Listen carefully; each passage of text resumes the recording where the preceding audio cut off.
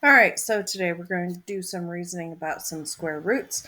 We're going to be finding them on the number line, what two numbers that they fall between. So, first things first, though, is we're going to be answering some true or false questions. So, we're going to decide on each statement if it is true or if it is false.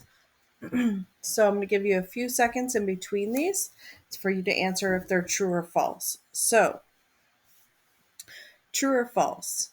The square root of 5 squared. Square root of 5 squared. So we have a square root here.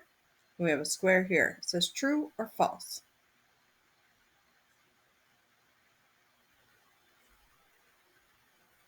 So this, when we have a square root and we have a square, these two cancel each other out.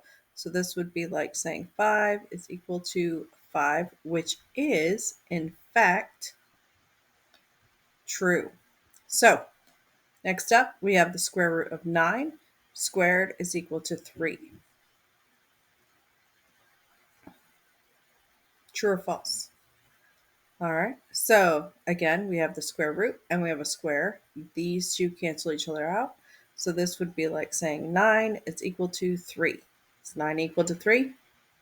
No, it is not. So that is not true. Next up, we have 7 is equal to the square root of 7 squared. True or false? Here we go. So the square root and the square cancel each other. This is like saying 7 is equal to 7, which is in fact true. Give us our check mark. Next up, we have the square root of 10 squared is equal to 100. True or false? We go ahead. Square cancels out our square root. This is saying 10 is equal to 100. And that is not true. That one is in fact false. All right, last, certainly not least, is the square root of 16 is equal to 2 squared. This is different than the ones that we've had previous, so let's see if we can figure this one out. Square root of 16. 1 times 1 is 1, 2 times 2 is 4, 3 times 3 is 9, and 4 times 4 is 16. So the square root of 16 is going to be 4 and equals to 2 squared. 2 squared. 2 times 2 is also 4. So this is actually true. All right, next up is the square root values. So now what we're going to do is we're going to find what two whole numbers does each square root lie in between. Make sure that we're preparing to explain your reasoning. So you're going to begin working on your own for about 2 minutes. You're going to find you a partner for you to work with, and then you're going to compare your thinking with your team. So with your table mate. Here are your four numbers that you're going to try to find which two numbers they're between: square root of 7, square root of 23, square root of 50, and the square root of 98. Go ahead and pause and get to working by yourself for a few minutes. Then you're going to work with a table mate for about a minute, and we're going to come back for the answers. All right, so the first thing that I'm going to do is I'm going to write down um, the number that's being squared and then what it is when it's being squared. So the first thing I'm going to write is 1. 1 squared is 1. 2. 2 squared is 4. And then 3. 3 squared is 9. 4 squared is 16. 5 squared is 25. 6 squared is 36. 7 squared is 49. 8 squared is 64. 9 squared is 81. And 10 squared is 100. That's as far as that we're going to go. I'm going to put commas in between here so that way the numbers, they get kind of close there towards the end. So this way we can see some nice separation. All right, so let's look at our first number, square root of 7. The square root of 7. So that would mean that a number up here has been multiplied by itself to equal 7. So the square root of 7 would be somewhere down here. So let's see if we can find that. Square root of 7 is going to be somewhere in between our 4 and our 9. So that means the whole numbers that it's going to be between is going to be somewhere between a 2 and a 3. So 2 to 3. Because 4, the square root of 4 is 2, and the square root of 9 is 3. So we know that the square root of 7 is going to be somewhere in here. Where? Not exactly sure, but somewhere in there. We'll get into that a little bit later. Next up, we have the square root of 23. So again, I'm going to look down here at these numbers. So I have 1, 4, 9, 16, and 25. So the square root of 23 is going to be in between my 16 and my 25, which means that the square root of 23 is going to be somewhere between 4 and 5. So this is going to be between 4 and 5.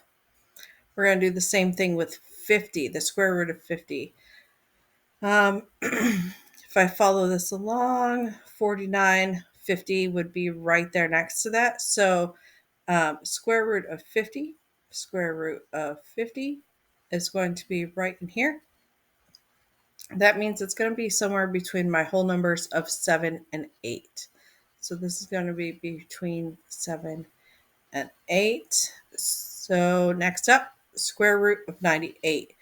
98 is going to be way down here at 100.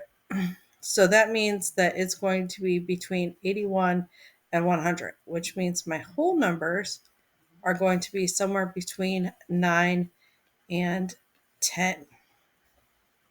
So this is my square root of 98. Goes right in here.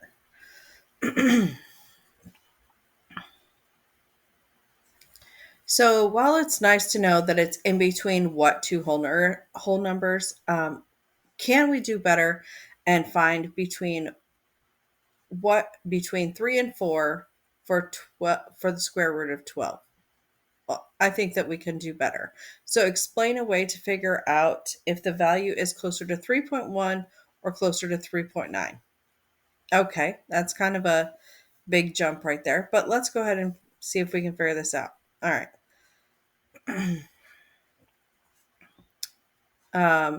Let's see. Put red.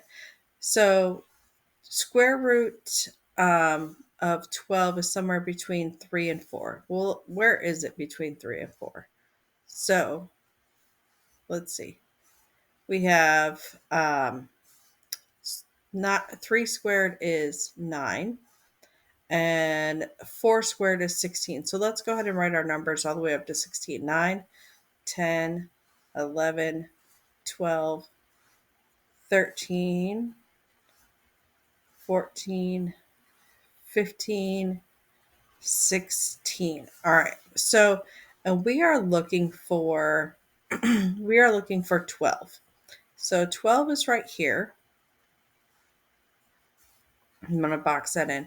And so if this is 3, obviously 3.1 is going to be really close to there.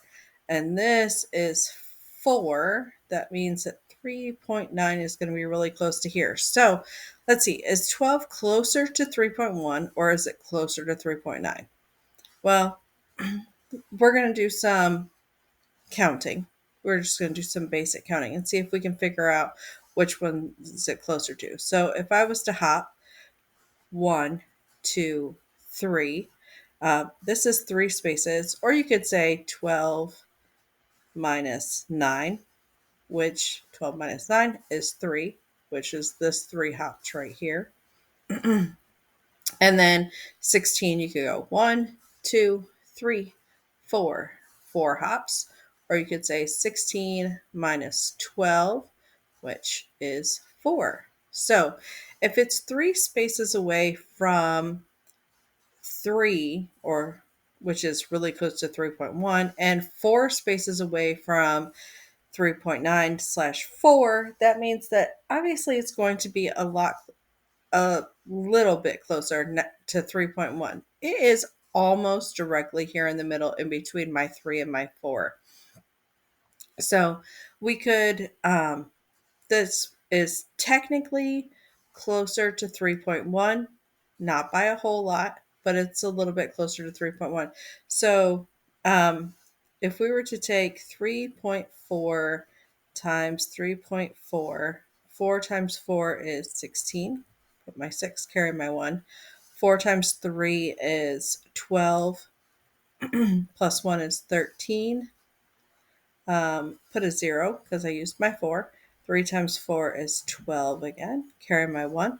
3 times 3 is 9. Plus 1 is 10. So I have 6, 5, and 11. I got 2 decimal places, which is 11.56. And then let's see, let's go ahead and do 3.5 times 3.5. 5 times 5 is 25. I'm going to carry my 2. 5 times 3 is 15, 16, 17. So this is a 17.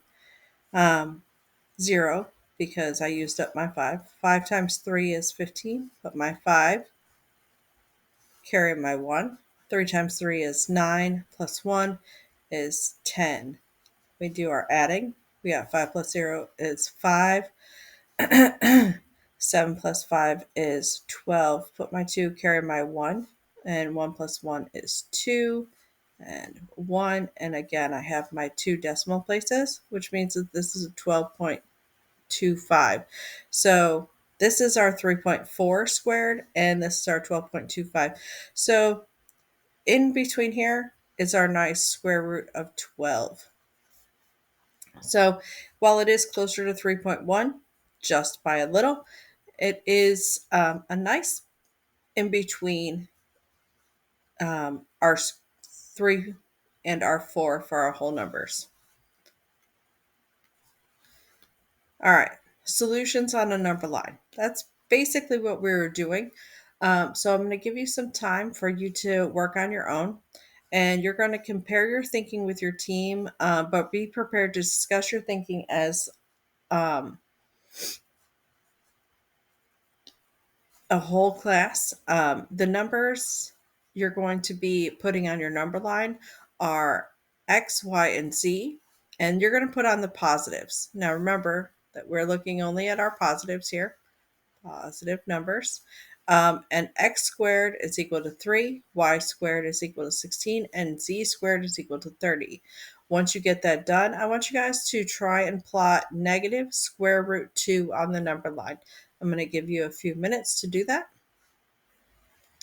All right, so let's go ahead and plot these numbers. So X squared is equal to 3. Well, first thing I'm going to do is I'm going to go ahead and I'm going to write my squared numbers down like I did a slide or two ago. So we're going to say 1 times 1 is 1, 2 times 2 is 4, 3 times 3 is 9, 4 times 4 is 16, 5 times 5 is 25, 6 times 6 is 36. And I'm actually only going to go to 36 because my highest number is a 30. So I don't really need to go past 36. So X squared is equal to 3. All right. So where would this fall on my number line? So the square root of 3, that means that I need to find one of these numbers that it's in between. Well, I know that 3 is close to 4, so this is going to be in between 1 and 4. Well, 1 times 1 is 1, so my square root here is 1, and my square root of 4 is 2, so this is going to be in between my 1 and my 2. Now, 3 is a lot closer to 4 than it is to 1. So I'm actually going to put this right about here. and we're going to call this x. This is my x. So it's going to be somewhere between 1 and 2. It's going to be closer to 2. Where at exactly, not for sure, but I know that it's going to be closer to 2 than it is going to be to 1.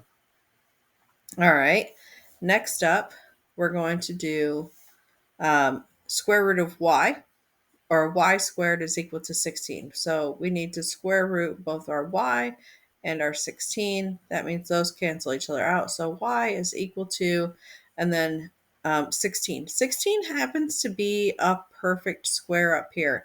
So I can say, oh, well, the square root of 16 is 1, 2, 3, 4. So this is y is equal to 4. So I'm going to put a dot here right on my 4, and I'm going to call this one y.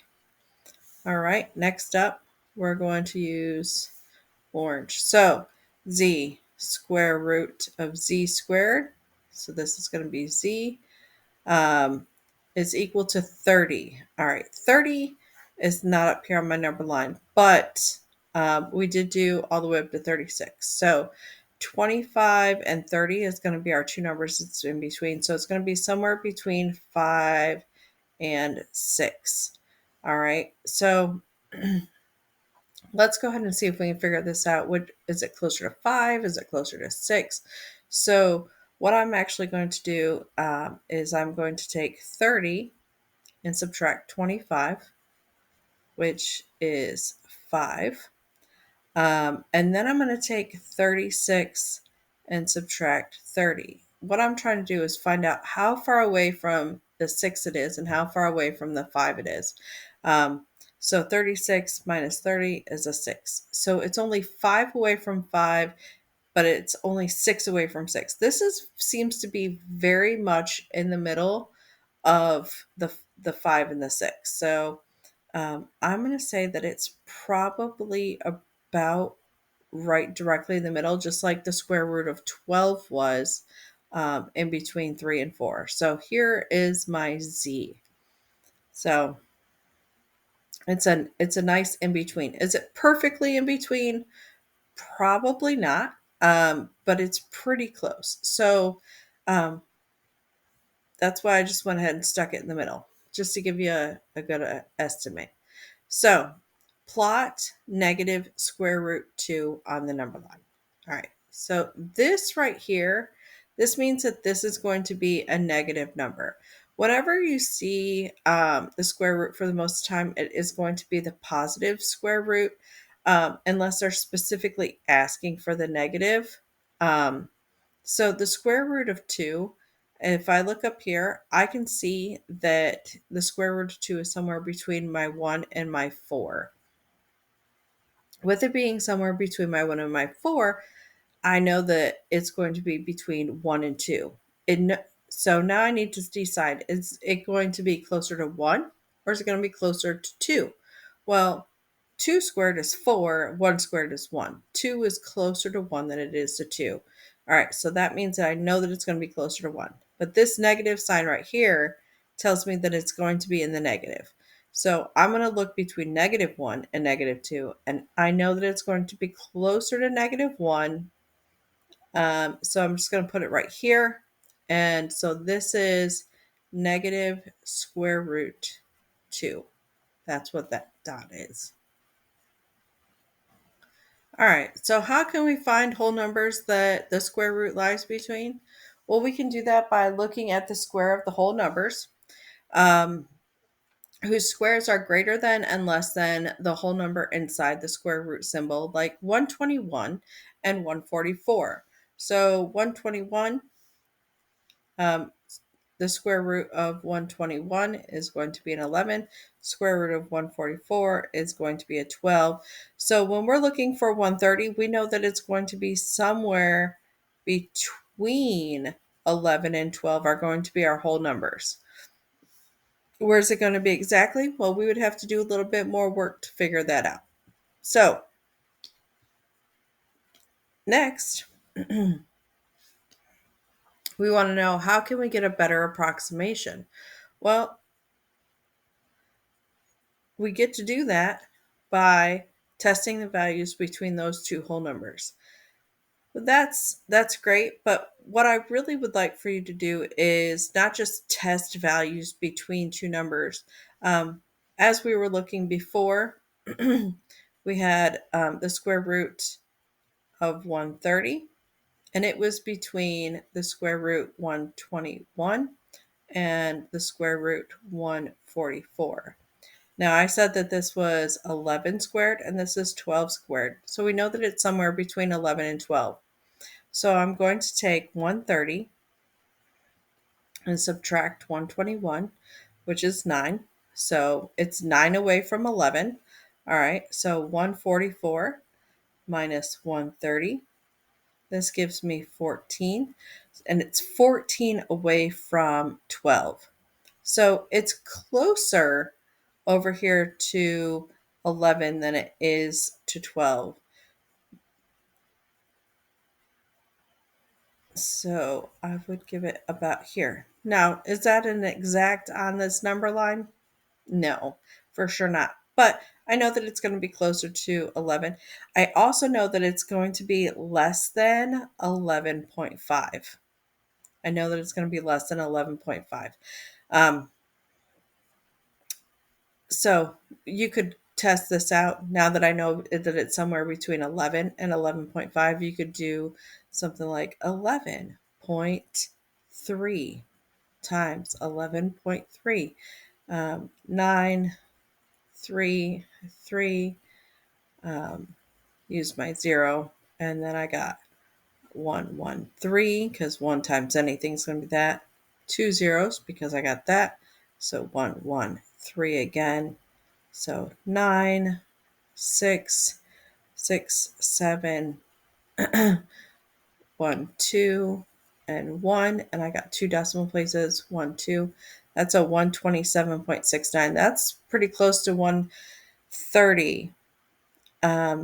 So you could do 11.4. You could do a lot of more guessing and checking, things like that. But it's nice to get a good in between. So, clear that. All right. So today's goal was when I have a square root, I can reason about which two whole numbers it is in between. I think that we are able to do that. So you're able to find which two whole numbers your square root is in between when it is not a perfect square. Have a great day.